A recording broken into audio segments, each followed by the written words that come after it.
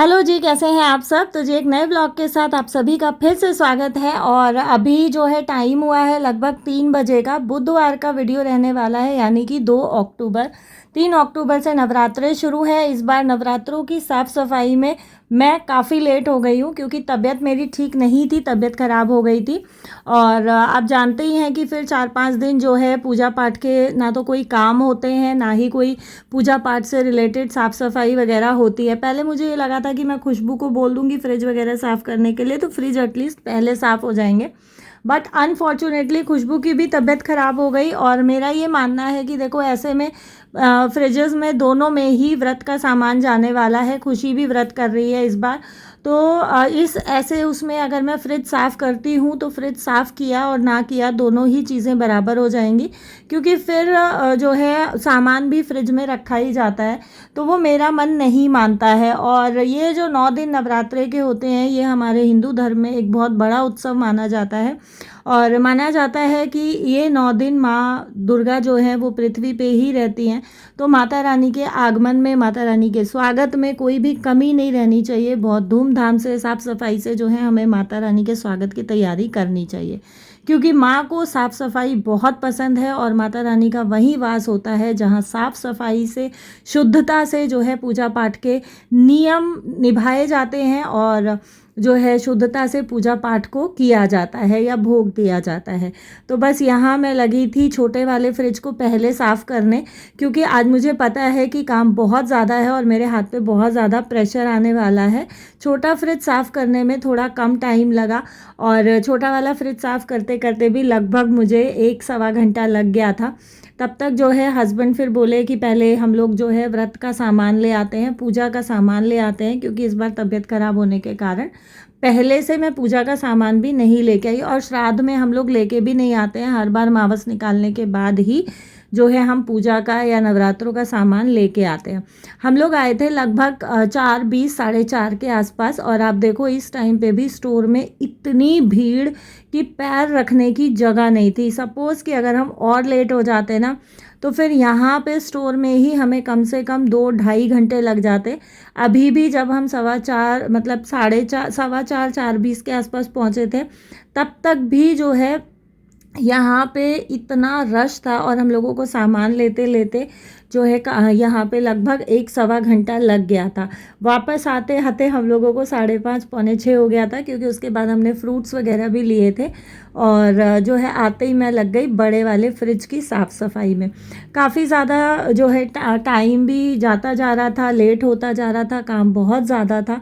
तो यहाँ जो है मैं हस्बैंड के साथ बातें भी करती जा रही हूँ और अपने फ्रिज को खाली भी करती जा रही हूँ।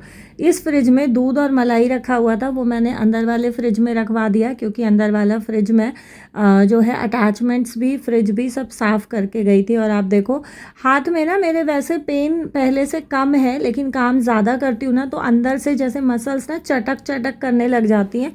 तो वो ऐसा लगता है जैसे सुई चुभ रही है हाथ में, तो वो बहुत ज़्यादा पेनफुल होता है। जो एकदम से चटकता है ना, वो ज़्यादा पेनफुल होता है। बट जैसे पहले बहुत ज़्यादा दर्द रहता था, तो वो चीज़ में अभी थोड़ा सा मुझे आराम है। हाथ की मूवमेंट में अभी दिक्कत हो रही है, बट ये एक अच्छी चीज़ है कि 19-20 का मेरी हाथ की मूवमेंट भी खुली है। हाथ जैसे जो है ऊपर ले जाने में पहले मुझे बहुत दिक्कत होती थी, बट अब धीरे धीरे जो है मैं अपने फोरहेड तक अपने हाथ को ले जा पा रही हूँ दूसरे हाथ की सपोर्ट से। तो ये एक बहुत अच्छी चीज़ हुई है। और नवरात्रों में ही जो है मैं अपना नया काम भी शुरू कर रही हूँ, तो ये भी एक बहुत अच्छी चीज़ है।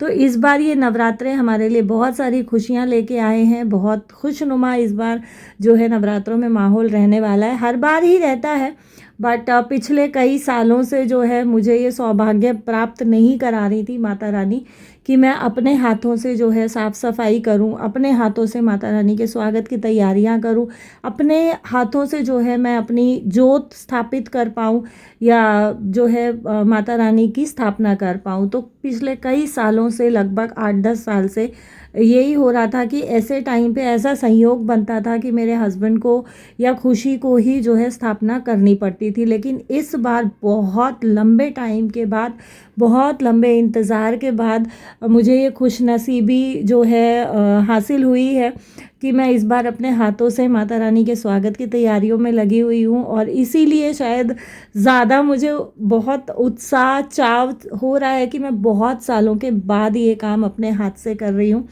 और यहाँ जो है लकी साथ साथ जो है मंदिर सरका रहा है, मंदिर की अलमीरा सरका रहा है, क्योंकि हमें मंदिर भी क्लीन करना है। मंदिर भी क्लीन नहीं हुआ है, और मंदिर तो हम लोग हमेशा ही जो है श्राद्ध की मावस निकालने के बाद करते हैं। फ्रिज वगैरह मैं फिर भी पहले साफ़ करके रख देती थी, लेकिन मंदिर तो बिल्कुल अमावस निकालने के बाद ही क्लीन करते हैं, ताकि जो भी श्राद्ध का जो भी है वो अच्छे से साफ़ होके और माता रानी के स्वागत की जो है अच्छे वाली साफ शुद्धता से तैयारी हो जाए। यहाँ सारे ही अटैचमेंट्स उठा के मैं बाहर बालकनी में ले आई हूँ, और सिंक में ना, यहाँ के सिंक इस किचन के बहुत छोटे हैं, तो सिंक में ये सब अटैचमेंट्स धोना पॉसिबल नहीं होता है। पूरा सिंक की वजह से किचन गीला हो जाता है, और इस किचन के सिंक में से ना नीचे पानी भी टपकता है, तो उससे भी फिर बहुत मुझे अनकंफर्टेबल सा फील होता है। बर्तन करने में तो चलो ठीक है, कम पानी जाता है, लेकिन इस तरीके से बड़ी चीज़ें कुछ या बहुत देर तक अगर पानी चला दो ना, तो सिंक के नीचे का एरिया बहुत ज़्यादा गीला हो जाता है। और इस टाइम पे मच्छर पनप रहे हैं, तो इस टाइम पे ज़्यादा घर में पानी इकट्ठा होना भी ठीक नहीं है। और बालकनी में बैठ के बहुत आराम से कंफर्टेबली जो है मैंने सारे अटैचमेंट्स को बहुत इजीली वॉश किया। जो मैं इसके जो ड्रॉर्स हैं या शेल्फ़ हैं, उस पे जो मैं ड्रॉर मैट बिछाती हूँ, इनको भी मैंने अच्छे से दोनों फ्रिज के को क्लीन कर दिया है। बड़े वाले फ्रिज के ज़्यादा हैं, छोटे वाले फ्रिज में तो मैंने 2 ही बिछा रखे हैं। और फ्रिज के अटैचमेंट्स या फ्रिज जो भी मैं आज साफ़ कर रही हूँ, वो मैं विम बार से कर रही हूँ, जो बर्तन धोने का डिश वॉशर होता है, और स्क्रबर के साथ। अदरवाइज़ मैं क्या करती हूँ, मैं जो फ्रिज क्लीनर बना के रखती हूँ, मैं उसी से फ्रिज साफ़ करती हूँ। लेकिन ये इस बार नवरात्रों की तैयारी हो रही है, तो मुझे ये था कि नहीं, कुछ भी कमी रहनी नहीं चाहिए, कहीं से भी थोड़ा सा भी जो है कमी अगर रह जाएगी ना, तो मेरे मन को सेटिस्फेक्शन नहीं मिलेगा। और ये बड़े वाले फ्रिज के अटैचमेंट साफ़ करते करते ना अंधेरा हो गया था। साथ साथ मैंने जो भी मेरे वेजिटेबल स्टोरेज बॉक्सेस हैं, उनको भी मांज के रख दिया है। और लेकिन एक चीज़ जो है वो मुझे थोड़ी सी मेरे लिए बोलते हैं ना पेनफुल इस बार रहने वाली है। मेरी जो बर्तन वाली हेल्पर है वो जा रही है अपने गांव लगभग 10 से 12 दिन के लिए, उसको कोई अर्जेंट काम आ गया है। तो बर्तन तो जो है खुशबू कर देती है, बट खुशबू का क्या है कि वो मॉर्निंग में एक ही टाइम आती है, वो दोनों टाइम नहीं आती है। तो शाम के बर्तन और शाम का किचन अब मुझे खुद से अरेंज करना पड़ेगा। या तो ये रहेगा कि बर्तन वगैरह जो भी रहेगा मैं टब में डाल के बालकनी में रख दूँगी पानी से निकाल के, तो सुबह आके खुशबू मांज लेगी। बाकी किचन वगैरह क्लीन करना वो मुझे खुद ही करना पड़ेगा नवरात्रे एटलीस्ट, क्योंकि नवरात्रों में जो है हम अनाज नहीं खाते हैं, और लकी के पापा के लिए तो रोटियां बनेंगी ही। तो ये भी थोड़ी सी सावधानी रखनी पड़ती है कि जब आप व्रत का खाना बना रहे हो, उस टाइम पे किचन के काउंटर टॉप पे या गैस पे कहीं भी आटे का या अनाज का कोई कण ना हो। ऐसा नहीं हो कि गलती से जो है व्रत के खाने में चला जाए, तो फिर व्रत भंग हो जाता है। और इस बार खुशी भी व्रत कर रही है, तो मुझे और भी ज़्यादा सावधानी रखने की ज़रूरत पड़ेगी। और यहाँ जो है अटैचमेंट्स वगैरह सारे मांज के मैंने बाहर ही खड़े कर दिए हैं, ताकि उसका पानी निचुड़ जाए। तब तक जो है मैं फ्रिज अच्छे से जो है साफ़ कर दूँगी। और फ्रिज मेरे बहुत ज़्यादा गंदे नहीं होते हैं, क्योंकि मैं बीच बीच में कपड़ा लगाती रहती हूँ, बीच बीच में मैं हफ्ते में 10 दिन में साफ़ करती रहती हूँ, तो बहुत ज़्यादा दाग या स्मेल या गंदगी मेरे फ्रिज में नहीं होती है। बट फिर भी जैसा मैंने आपको बताया कि नवरात्रों की तैयारी हो रही है, माता रानी के आगमन की तैयारी हो रही है, तो मैं कुछ भी कमी छोड़ना नहीं चाह रही थी।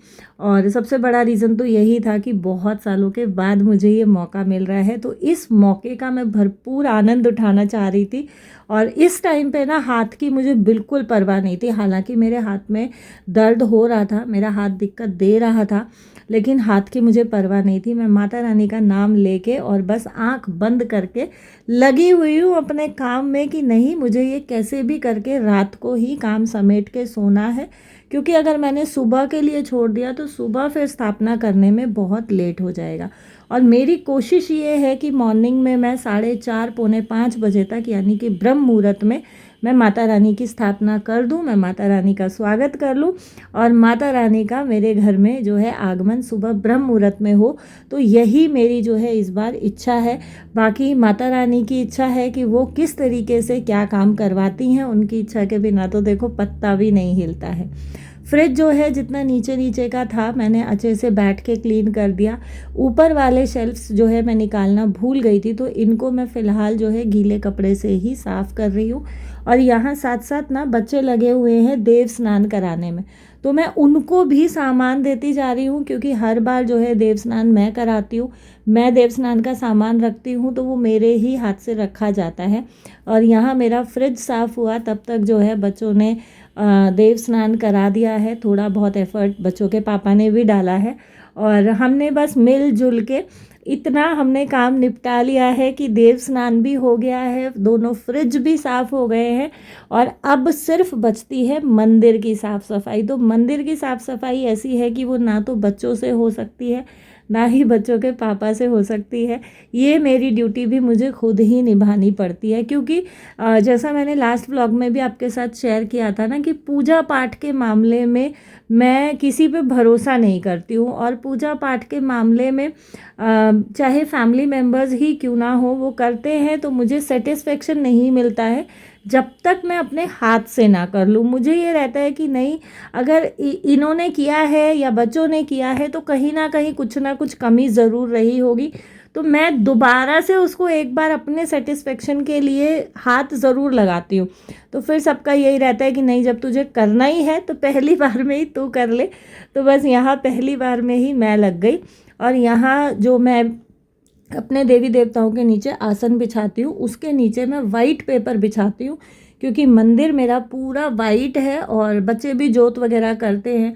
कई बार ऐसा होता है कि बच्चों के हाथ से घी टपक जाता है, जोत में से घी टपक जाता है, तो जो आसन पे घी गिरता है वो सीधा नीचे लकड़ी में नहीं जाता है, पेपर्स में रह जाता है, पेपर्स उसको एब्जॉर्ब कर लेते हैं। तो नीचे की लकड़ी बिल्कुल नीट एंड क्लीन रहती है, इस वजह से मैं आसन के नीचे वाइट पेपर्स ज़रूर से बिछाती हूँ। ये पेपर्स बिछाए हुए मुझे काफ़ी टाइम हो गया था, तो आज मैंने वो पेपर्स को हटा दिया है, मैं नए पेपर्स बिछाऊँगी। और जब भी जो है मैं आप लोगों के साथ मंदिर क्लीनिंग जो है शेयर करती हूँ, तो काफ़ी बहनों के कमेंट्स आते हैं कि दीदी आप मंदिर कैसे साफ़ करते हो, किस चीज़ से साफ़ करते हो, और आपका मंदिर लकड़ी का है या पत्थर का है। तो जी मेरा मंदिर जो है वो पूरा लकड़ी का है, पत्थर का नहीं है। पत्थर वाला मंदिर जो है वो मेरा गांव में रखा हुआ है। इस बार जब मैं जाऊंगी तो आप लोगों को मैं ज़रूर दिखाऊंगी मेरा गांव वाला मंदिर। और अभी तो उसका हाल बेहाल हो रखा होगा। मैं दिवाली पे जाऊंगी, मैं ज़रूर से अपने मंदिर को साफ़ करके आऊँगी, क्योंकि वहाँ कोई भी उसको यूज़ नहीं कर रहा है, कोई उसमें जोत बत्ती नहीं करता है।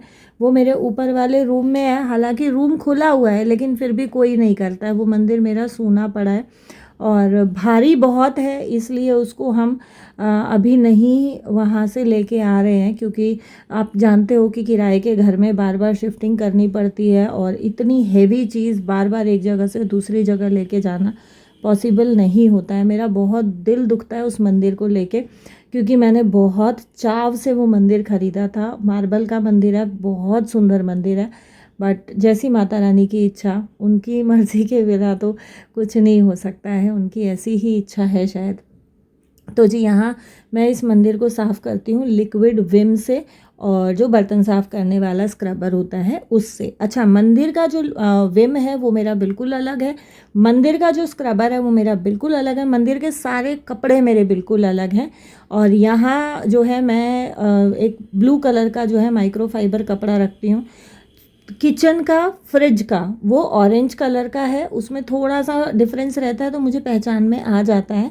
बट मंदिर का मैं ऑरेंज इसीलिए नहीं रखती हूँ क्योंकि कई बार ऐसा होता है कि बच्चे भी डस्टिंग वगैरह कर देते हैं तो बच्चों को पहचान नहीं होती है, इसलिए मंदिर का जो है मेरा ये ब्लू कलर का है।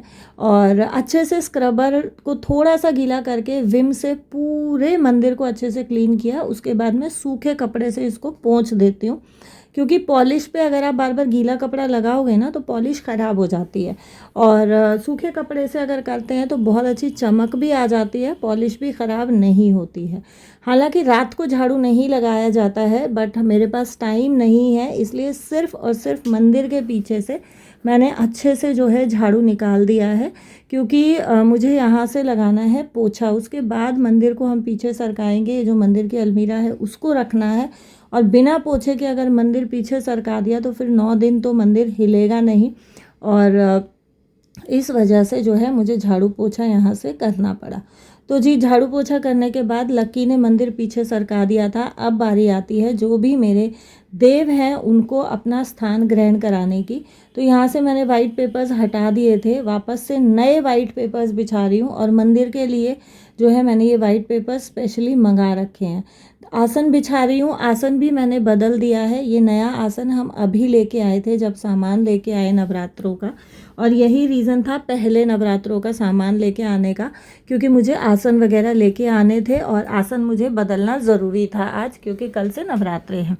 तो यहाँ मैंने अपने सारे ही देव जो भी हैं उनको उनका स्थान दे दिया है, और अब जो है एक छोटे से पट्टे पे मैं अपने हनुमान जी को और जो मेरे लक्ष्मी नारायण हैं उनको मैं यहाँ पे बिठाती हूँ। तो मैंने हनुमान जी को और इनको भी इनका स्थान दे दिया है। मैं आपको मिलूँगी नए ब्लॉग के साथ।